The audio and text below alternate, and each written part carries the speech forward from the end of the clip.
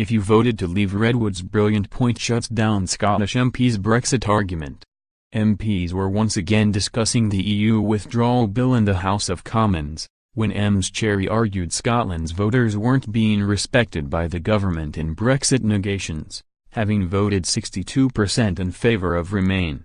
The MP for Edinburgh South West added, "The willful ignoring of the will of the Scottish people for me, Mr. Speaker, highlights a democratic deficit at the heart of the United Kingdom. It's why I and others on these benches would like to see an independent Scotland."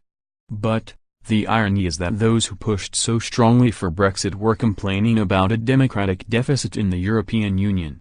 I know so many of them held that view sincerely, but they seem not to care a jot for the democratic deficit in this union, the United Kingdom. Mr. Redwood, Conservative MP for Wokingham, signalled Ms Cherry and other Scottish Remainers to end their complaints, by insisting the UK would have respected the referendum result if Scotland had opted to leave the UK in September 2014. Speaking almost an hour after Ms Cherry ended up own speech to MPs in the Commons, Mr. Redwood pointed out the 2014 ballot. The Brexiteer said, "She has to accept, just like if the Scottish people had voted to leave, we would have accepted the verdict and got on with it against our wishes. So now the United Kingdom people have voted, the whole union has to accept the democratic judgment." Ms Cherry argued the Scottish vote was in fact binding after David Cameron and then First Minister Alex Salmond had signed the Edinburgh Agreement, which legalised the referendum.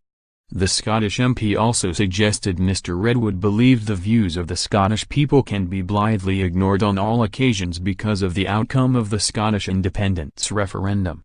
She added, "I'm sure Scottish voters watching on television would love to know if that is what he is saying."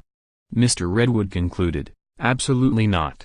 Scottish voters' views matter very much, and they have a privileged constitutional position, we are all happy with, so in many areas, Scotland makes her own decisions through her own parliament.